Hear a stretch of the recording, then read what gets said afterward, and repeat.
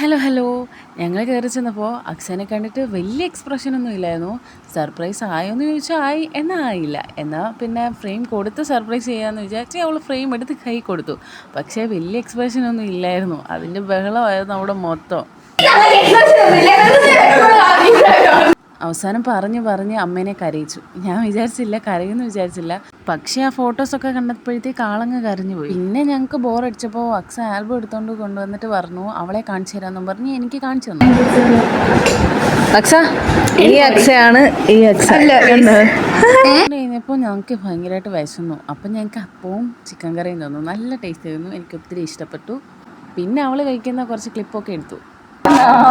ഞാനൊന്ന്